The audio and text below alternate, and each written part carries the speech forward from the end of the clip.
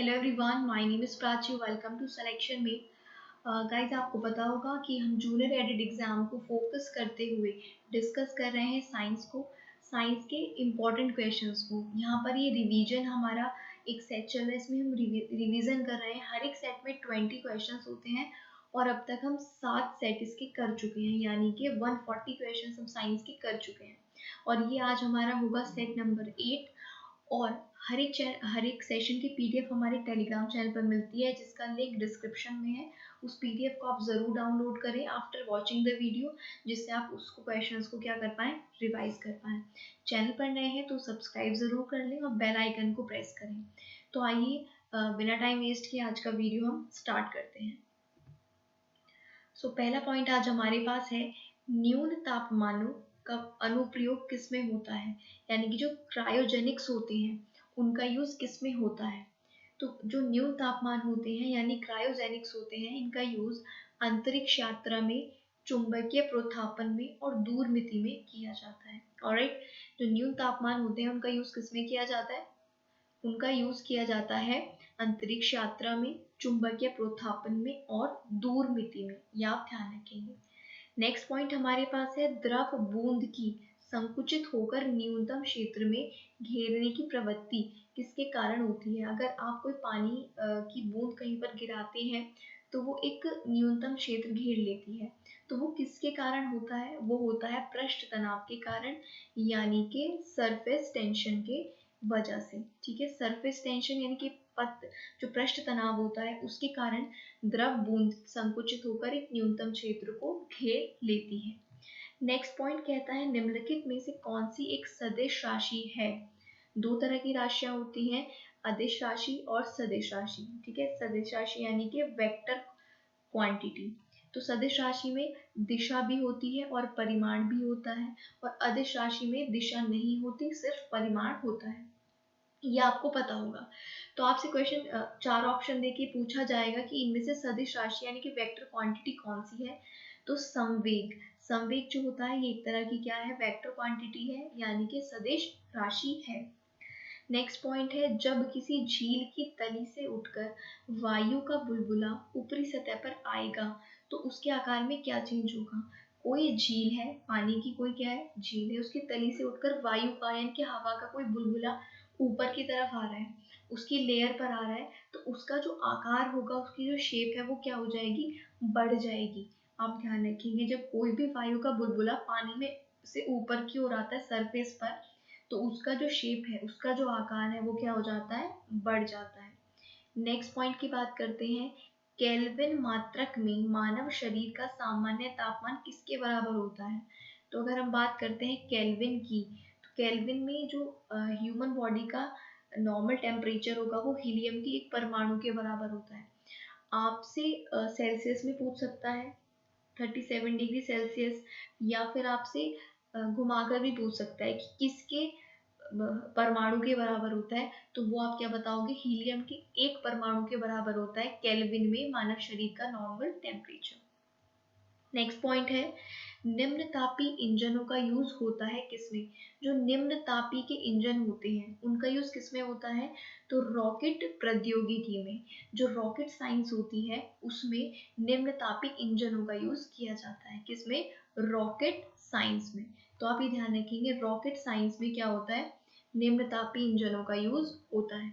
Next point है, निर्वात में प्रकाश की चाल क्या होती है, यानी कि वैक्यूम में जो स्पीड ऑफ लाइट होती है वो कितनी होती है, तो 3 × 10⁸ मीटर पर सेकेंड। निर्वात में प्रकाश की चाल कितनी है, 3 × 10⁸ मीटर पर सेकेंड। नेक्स्ट पॉइंट क्या कहता है, निम्न में से सदिश राशि कौन सी है, फिर से आपसे पूछा गया है। तो यहाँ पर आपका क्या आंसर हो जाएगा, वेग। अभी हमने क्या देखा था, संवेग। संवेग क्या है, एक सदिश राशि है, और वेग भी क्या है, एक सदिश राशि होती है। नेक्स्ट पॉइंट है हमारे पास, एक खगोलीय मात्रक की औसत दूरी क्या होती है। एक खगोलीय मात्रक है, उसकी औसत दूरी कितनी होगी, तो उसकी औसत दूरी पृथ्वी और सूर्य के बीच की दूरी के बराबर होगी। एक खगोलीय मात्रक की दूरी कितनी, औसत दूरी कितनी होगी, एवरेज जो डिस्टेंस होगी वो पृथ्वी और सूर्य के बीच की दूरी के बराबर होगी।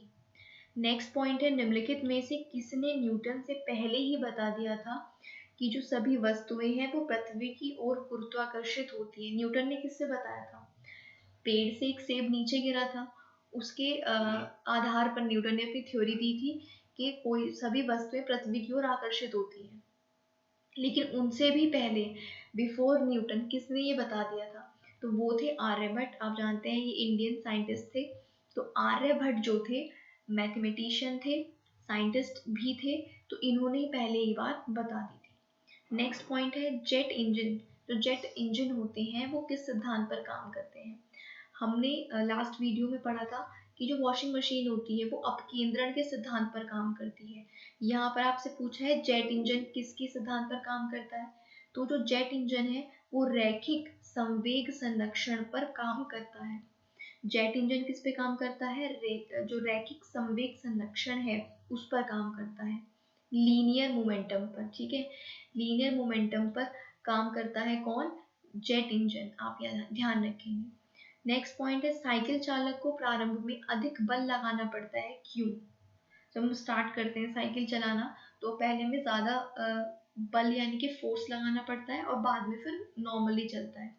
तो वो होता है चालक जड़त्व पर विजय पाने के लिए अधिक बल लगाता है। मतलब शुरू में जो चालक है, जड़त्व यानी कि वो एक चीज रुकी हुई है तो उसको स्टार्ट करने के लिए क्या अधिक बल लगाना पड़ता है शुरू में। ठीक है, किसके कारण? जड़त्व के कारण। नेक्स्ट पॉइंट क्या है, वनस्पति विज्ञान के जनक कौन है? तो वनस्पति विज्ञान के जनक है थियोफ्रेस्टस। वनस्पति विज्ञान के जनक कौन कहलाते हैं? थियोफ्रेस्टस। ये साइंटिस्ट के नाम भी आपसे पूछे जाते हैं कि कौन से विज्ञान के जनक कौन है या किसने कौन सी वैक्सीन की खोज की थी। तो वनस्पति विज्ञान यानी कि थियोफ्रेस्टस। नेक्स्ट पॉइंट है, चिकित्सा शास्त्र के जनक कौन है? तो वनस्पति विज्ञान के कौन है? थियोफ्रेस्टस हैं, जबकि चिकित्सा शास्त्र के हैं हिप्पोक्रेट्स। चिकित्सा शास्त्र के जनक किसको माना जाता है? हिप्पोक्रेट्स को माना जाता है। आप ये ध्यान रखेंगे। नेक्स्ट पॉइंट है, पुष्पों के अध्ययन को क्या कहा जाता है? स्टडी ऑफ फ्लावर कहा जाता है एंथोलॉजी। फूलों के अध्ययन को क्या कहते हैं हम? एंथोलॉजी। ऑलराइट, ये आप ध्यान रखना, फूलों के अध्ययन को कहा जाता है एंथोलॉजी।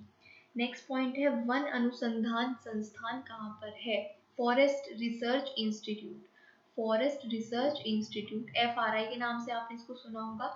तो ये कहाँ पर है? देहरादून में। FRI यानी कि फॉरेस्ट रिसर्च इंस्टीट्यूट कहाँ पर है? देहरादून, उत्तराखंड में।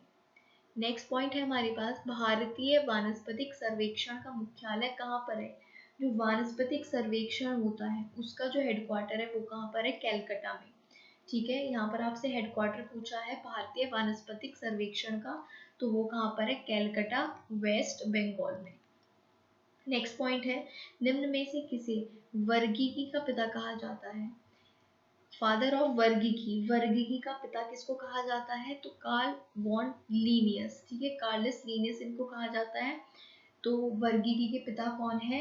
Karl von Linnaeus. ठीक है, कार्ल वॉन लीनियस कौन है? वर्गीकी के पिता। नेक्स्ट पॉइंट है कि वर्गीकरण की आधारीय इकाई क्या है? जो वर्गीकरण है उसकी जो बेस यूनिट है वो क्या होती है? वो होती है स्पेशीज। ठीक है, वो क्या होती है? स्पेशीज होती है। आप ध्यान रखेंगे, वर्गीकरण की आधारीय इकाई क्या होती है? स्पेशीज होती है। जीवाणु की खोज किसने की? जीवाणु को क्या कहा जाता है? बैक्टीरिया। तो बैक्टीरिया की खोज किसने की थी? एंटोनी वॉन ल्यूवेनहॉक ने। एंटोनी वॉन ल्यूवेनहॉक ने की थी जीवाणु यानी कि बैक्टीरिया की खोज। बहुत पूछा जाता है क्वेश्चन भी कि जीवाणु की खोज किसने की? तो एंटोनी वॉन ल्यूवेनहॉक ने। सो गाइस, ये आज के 20 क्वेश्चंस थे, मोस्ट इंपॉर्टेंट क्वेश्चंस थे जो कि हम डिस्कस कर रहे हैं। आपके एग्जाम में डेफिनेटली काम आएंगे। अगर आप जूनियर एडिट के लिए प्रिपेयर कर रहे हैं या किसी भी एग्जाम के लिए जिसमें साइंस पूछा जाता है। वीडियो अगर अच्छी लगी है तो लाइक किए बिना बिल्कुल ना जाएं और अपने कुछ दोस्तों के साथ इसको शेयर ज़रूर कर दें। चैनल अभी तक सब्सक्राइब नहीं किया या फिर नए हैं, पहली बार विजिट कर रहे हैं, तो आप चैनल को सब्सक्राइब ज़रूर कर लें जिससे वीडियो का नोटिफिकेशन मिले। और डिस्क्रिप्शन से आप वीडियो की जो PDF है उसको ज़रूर डाउनलोड करें। Thank you for watching.